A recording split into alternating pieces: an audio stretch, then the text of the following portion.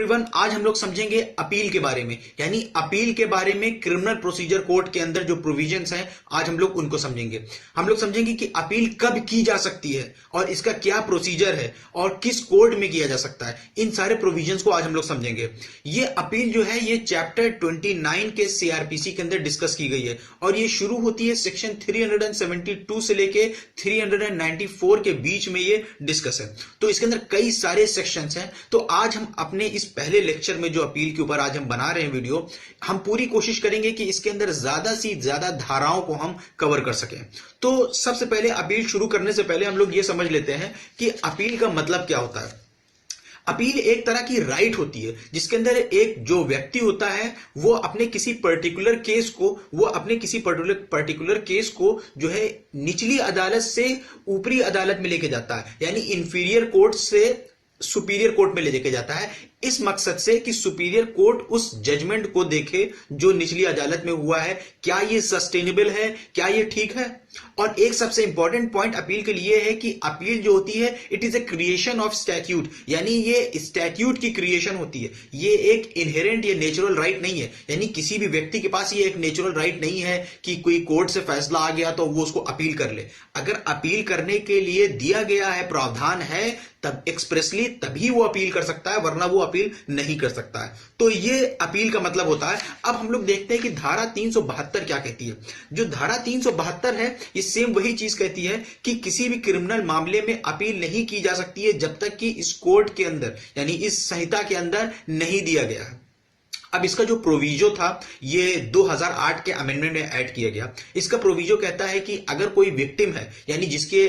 Against जो है अपराध हुआ है, वो ये देखता है कि जो अपराधी है उसको बरी कर दिया गया है, एक्विट कर दिया गया है, उस केस में वो उसके पास अपील करने की राइट होगी, उसके पास अधिकार होगा अपील करने का। या जो उसके अगेंस्ट सजा दी गई है, जो सजा है वो जो है लेसर ऑफेंसेस है, यानी मान लीजिए कि उसको 302 के अंदर उसके ऊपर सजा होनी चाहिए थी उसकी, लेकिन उसके ऊपर जो चार्ज लग गया है वो लग गया 304A, 304A लगा दिया गया, उसकी सजा कम हो गई काफी। तो इस ये मामला होगा तो भी वो अपील कर सकता है। या जो कंपेंसेशन लगाया गया है वो भी इनएडिक्वेट है, उसके ऊपर कंपेंसेशन जो लगाया गया है वो भी ठीक नहीं है, तो इस मामले में भी वो अपील कर सकता है। अब अपील के अंदर एक केस था इसी सेक्शन 372 का कि अकालू अहिर वर्सेस रामदेव राम का, ये डिसाइड हुआ था 1973 में सुप्रीम कोर्ट में। सुप्रीम कोर्ट में एकदम हूबहू वही चीज बोली जो भी हमने आपको बताया कि ये जो अपील करने का राइट होता है ये कोई इनहेरेंट और नेचुरल राइट नहीं होता है, ये इसलिए होता है क्योंकि ऐसा स्टैट्यूट में दिया गया होता है। और it was held that there is no inherent right of appeal because appeal is a creature of statute, ये चीज इस केस के अंदर बोली गई। अब ये सेक्शन 372 कहता है। अब हम लोग देख लेते हैं कि अपील का क्या प्रावधान है भारतीय संविधान के अंदर, यानी इंडियन कॉन्स्टिट्यूशन के अंदर अपील से जुड़े हुए कौन कौन से आर्टिकल्स हैं। अगर हम लोग देखें अनुच्छेद 132, 134 और 136 जो अपील के ऊपर डील करते हैं, यानी आर्टिकल 132, 134 और 136, हम लोग एक एक को समझते हैं। जो आर्टिकल 132 है इंडियन कॉन्स्टिट्यूशन का, ये कहता है कि आप किसी भी हाई कोर्ट के जजमेंट, डिक्री या फाइनल ऑर्डर से जो है सुप्रीम कोर्ट में अपील कर सकते हैं, चाहे सिविल का मामला हो चाहे क्रिमिनल का मामला हो। अगर हाई कोर्ट उसके अंदर ये चीज सर्टिफाई कर देगी कि इसके अंदर सब्सटेंशियल क्वेश्चन इन्वॉल्व होता है as to the interpretation of the constitution का मामला, ये ग्राउंड है तो और उसको सर्टिफाई कर देता है तो आप सुप्रीम कोर्ट जा सकते हैं। पर लेकिन मान लीजिए कि अगर हाई कोर्ट जो है इस चीज को करने से रिफ्यूज कर देता, हाई कोर्ट आपको सर्टिफाई नहीं करता है, सर्टिफिकेट नहीं देता है कि आप जाके सुप्रीम कोर्ट में अपील करें, लेकिन उसके बाद भी आप सुप्रीम कोर्ट को जाके इस बात के लिए सेटिस्फाई कर देते हैं इसी ग्राउंड के ऊपर कि it involve the substantial question of law as to the interpretation of the constitution, इसी ग्राउंड पे अगर आप सुप्रीम कोर्ट को सेटिस्फाई कर देते हैं तो सुप्रीम कोर्ट जो है आपको स्पेशल लीव दे देगा, ठीक है आप अपील करिए इस चीज के लिए। फिर इसके बाद आता है आर्टिकल 134। अब आर्टिकल 134 जो है ये भी कहता है कि आप हाई कोर्ट के किसी भी जजमेंट हो गया, फाइनल ऑर्डर हो गया, किसी भी सेंटेंस से अपील कर सकते हैं उस मामले में जिसके अंदर हाई कोर्ट ने किसी, मान लीजिए किसी व्यक्ति को जो है बरी कर दिया गया हो, लेकिन हाई कोर्ट ने उसको रिवर्स करके अपील होने पे उसको रिवर्स करके उसको सजाए मौत दे दिया हो, या कोई और के मामला हो जो निचली अदालत में चल रहा हो, हाई कोर्ट ने उसके अंदर किसी व्यक्ति को सजाए मौत दे दिया हो केस को विड्रॉ करके, और या तो हाई कोर्ट ने उसको सर्टिफाई कर दिया हो कि आप सुप्रीम कोर्ट में जाइए, तो ये आर्टिकल 134 बोलता है अपील के बारे में। फिर आता है आर्टिकल 136 जो डील करता है special leave appeal. Special leave देता है सुप्रीम कोर्ट इसमें आपको कि अपील करिए, चाहे कोई भी जजमेंट हो, डिक्री हो, डिटर्मिनेशन हो, ऑर्डर हो, फाइनल ऑर्डर हो, उसमें आप अपील कर सकते हैं। किसी भी कोर्ट से आया हो, ट्रिब्यूनल से आया हो, आप इसमें सुप्रीम कोर्ट में अपील कर सकते हैं। जब सुप्रीम कोर्ट को इसके अंदर लगता है कि कोई ग्रेव इनजस्टिस आपके साथ हो जाएगी या हो गई है आपके साथ, या कोई एक्सेप्शनल या स्पेशल सर्कमस्टांसेस है और आपके पास ऐसे मामले हैं उस केस के अंदर कि उसको एक बार देखा जाना चाहिए, तो सुप्रीम कोर्ट आपको स्पेशल लीव दे देगा अपील करने के लिए। ये हेल्ड भी हुआ था केस के Adam ji Umar Dalal versus state of Bombay में AR 1952 के, जिसके अंदर सुप्रीम कोर्ट ने यही कहा था कि कोई स्पेशल अगर सर्कमस्टांसेस है, एक्सेप्शनल केस है, तो सुप्रीम कोर्ट दे देगा स्पेशल लीव अपील करने के लिए। तो ये हो गया कि जो हिंदुस्तान के जो संविधान के अंदर, भारतीय संविधान के अंदर जो प्रावधान है अपील के, हमने उसके ऊपर डिस्कस कर लिया। अब हम लोग देखते हैं कि सेक्शन 373 क्या कहता है। सेक्शन 373 कहता है कि अगर मान लीजिए कि कोई ऑर्डर हुआ है, जो ऑर्डर होता है, जो यानी जो धारा 117 के अंदर जो है ऑर्डर होता है कि आप एक सिक्योरिटी रखिए अच्छे व्यवहार के लिए, कि आप अच्छा व्यवहार करेंगे, आप चैन और अमन से जिएंगे, उसके लिए अगर आपको कोई सिक्योरिटी रखवाई जाती है, उसका ऑर्डर हुआ है। और या कोई एग्रीव पार्टी है जिसको ऑर्डर से रिजेक्ट किया गया है उसके श्योरिटी के लिए, या उसको रिफ्यूज कर दिया गया है एक्सेप्ट करने से धारा 121 के अंदर, तो वो अपील कर सकता है कोर्ट ऑफ सेशन के अंदर। पर ये उस व्यक्ति के ऊपर ये मतलब लागू नहीं होगी जिसके अगेंस्ट जो है प्रोसीडिंग जो है कोर्ट ऑफ सेशन के अंदर धारा 122 के अंदर शुरू हो चुकी है पहले से। तो इस धारा के अंदर, धारा 373 के अंदर और कुछ नहीं है, बस सिर्फ इतना सा इसका मेन एक सेक्शन ही है। फिर उसके बाद आता है धारा 374, ये इंपॉर्टेंट है। ये डील करता है कि अपील फ्रॉम कन्विक्शंस, यानी जब किसी को सजा हो जाती है तो उसके बाद अपील होने का तरीका बताती है। ये सेक्शन कहता है कि अगर जैसे ये तो बहुत कुछ इसके अंदर बातें ऐसी जो है जो बहुत कॉमन है, जैसे अगर हाई कोर्ट से सजा होती है तो आप सुप्रीम कोर्ट जा सकते हैं। अब अगर कोर्ट ऑफ सेशन से सजा हुई है, यानी अब कोर्ट ऑफ सेशन के अंदर इसके अंदर क्या क्या चीजें इंक्लूड कर दी गई, यानी कोर्ट ऑफ सेशन हो गई, अगर कोई एडिशनल सेशन जज ने भी सजा दिया है तो भी आप हाई कोर्ट जाएंगे। और अगर किसी ऐसे कोर्ट ने सजा दिया है जिसके अंदर उसने 7 साल से ज्यादा की सजा दे दिया है, 7 साल से ज्यादा की सजा, ये बोलता है कि in which a sentence of imprisonment for more than 7 years has been passed, 7 साल से ज्यादा की सजा दे दिया गया है उसके अगेंस्ट, तो भी आप जाएंगे हाई कोर्ट। इन केसेस में आप जाएंगे हाई कोर्ट। पर अगर मान लीजिए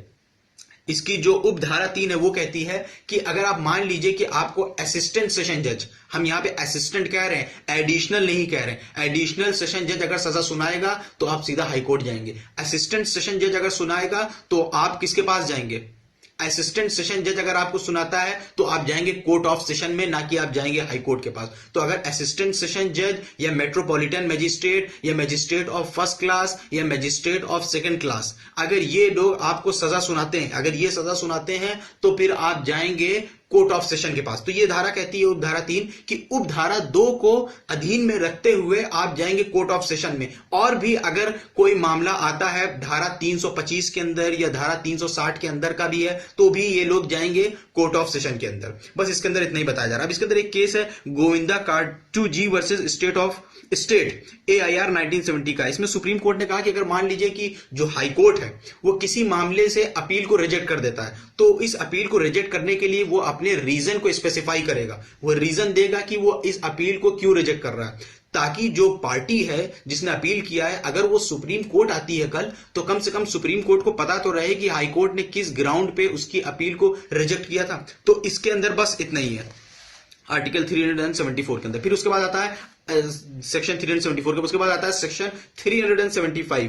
अब ये सेक्शन 375 जो है ये कहता है कि अगर कोई पार्टी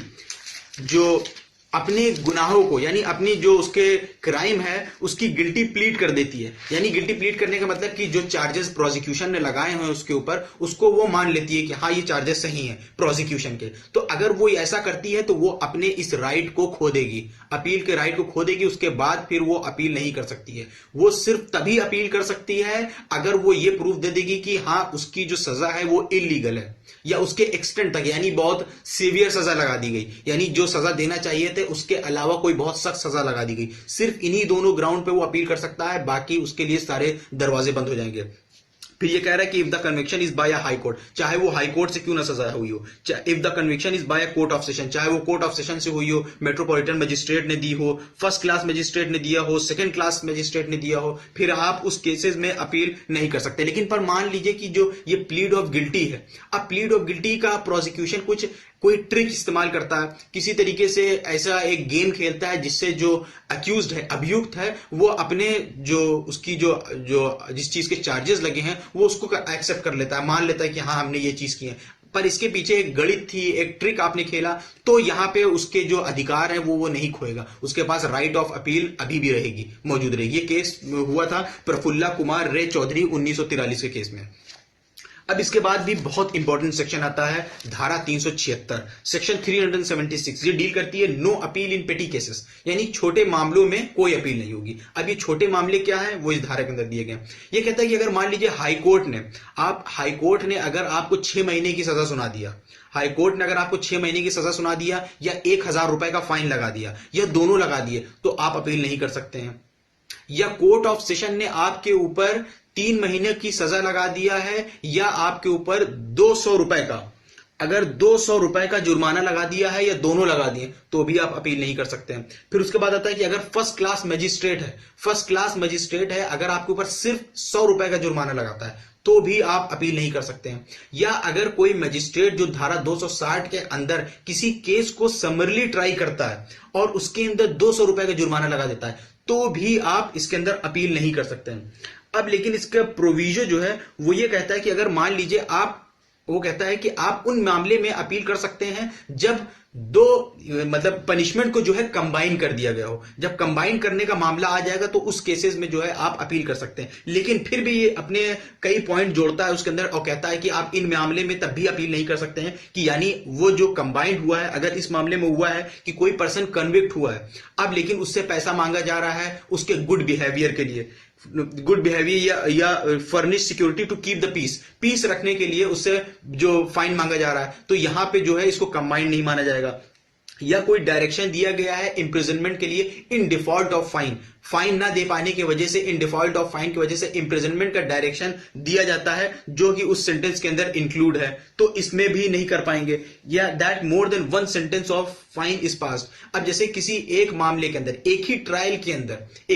के अंदर कोई 2 सजा हो गई, तो उनको भी एक ही सजा माना जाएगा। जो धारा 31 है उसकी उपधारा 3 यही चीज कहती है, उसको कॉन्जिक्यूटिव अगर पनिशमेंट आई है एक ही ट्रायल के अंदर तो उसको एक ही सेंटेंस माना जाएगा, तो उस केस में भी आप अपील नहीं कर सकते हैं। तो ये हम लोगों ने आज सेक्शन 372 से लेके 376 तक कवर कर लिया है सीआरपीसी के अपील के टॉपिक के अंदर। अब इसके आगे के जो सेक्शंस हैं उसको हम दूसरी वीडियो में कवर करेंगे।